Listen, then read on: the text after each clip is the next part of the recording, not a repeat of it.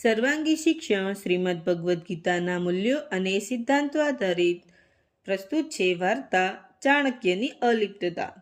શ્રીમદ ભગવદ્ ગીતામાં કર્મયોગીનો સુંદર પરિચય આપવામાં આવ્યો છે, જેમણે પોતાની ઇન્દ્રિયો પર સંયમ મેળવ્યો છે તેમજ બધા જીવોને આત્મ સ્વરૂપે માન્યો છે. એવા નિષ્કામ કર્મયોગી ખરેખર કર્મ કર્યા પછી પણ અલિપ્ત રહી શકે છે.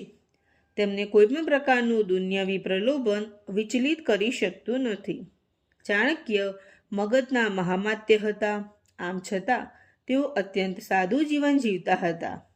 ચાણક્યને ત્યાં ધોળે દિવસે પધારેલા સંત મહાત્મા હોય કે રાતના અંધારામાં ચોરી કરવા આવેલા ચોર હોય, તમામ ચાણક્યની અલિપ્તતા જોઈને પ્રભાવિત થતા. તો પ્રસ્તુત છે વાર્તા.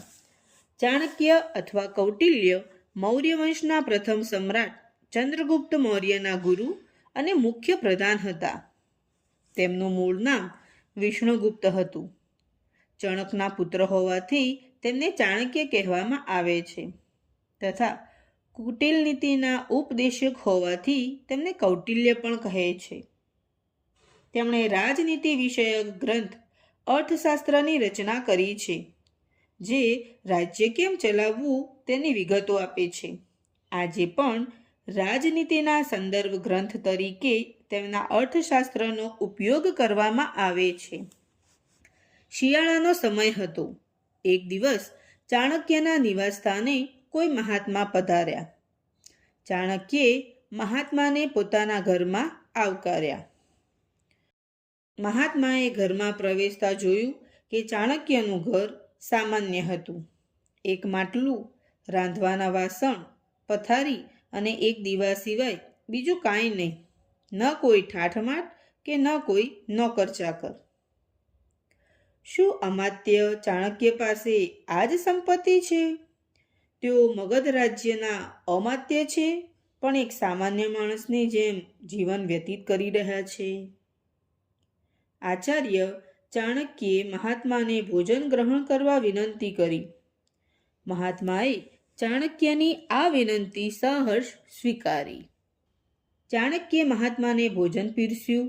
ભોજનમાં હતા થોડા ભાત, કઢી અને એક જ શાક. મૌર્ય સામ્રાજ્યના અમાત્ય અને આવું સાદું ભોજન? તમે આ મહાન સામ્રાજ્યના ઘડવૈયા અને શક્તિશાળી અમાત્ય છો, છતાં તમે આવું સાદું જીવન કેમ પસંદ કર્યું?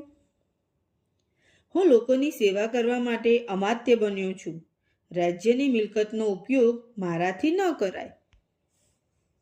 ચાણક્ય ખરેખર વિશુદ્ધ ચિત્તવાળા છે. સામાન્ય ઘરમાં નિવાસ, સાદું ભોજન વગેરે દ્વારા મન તથા ઇન્દ્રિયોને વશમાં રાખેલી છે.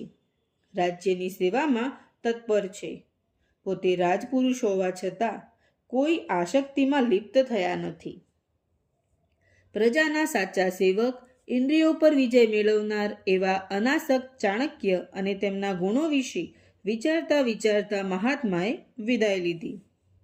બીજી બાજુ ચાણક્યે ઠંડીથી પીડાતા લોકો માટે રાજભંડારમાંથી ધાબળા મંગાવ્યા હતા.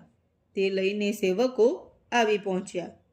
ચાણક્યએ તે ધાબળા પોતાના ઘરના ખૂણામાં મૂક્યા. આની જાણ કેટલાક ચોરને થઈ. સમય વીત્યો ને રાત પડી. પૂનમની એ રાત્રિએ ચોર ધાબળા ચોરવા ચાણક્યના ઘરમાં પ્રવેશ્યા. ચંદ્રના પ્રકાશને લીધે ઘરની અંદર બધી વસ્તુ બરાબર દેખાતી હતી. ચોરે જોયું કે ચાણક્ય પોતાનો જૂનો ધાબળો ઓઢીને સૂતા છે, જ્યારે તેમની બાજુમાં નવા ધાબળાનો ઢગલો પડ્યો છે. તેમનાથી ન રહેવાયું.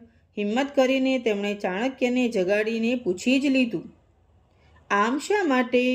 આટલા બધા નવા ધાબળા બાજુમાં જ હોવા છતાં તમે જૂનો ધાબળો ઓઢીને કેમ સૂતા છો? આ તો પ્રજાની સંપત્તિ છે, તેથી તે પ્રજા માટે જ છે.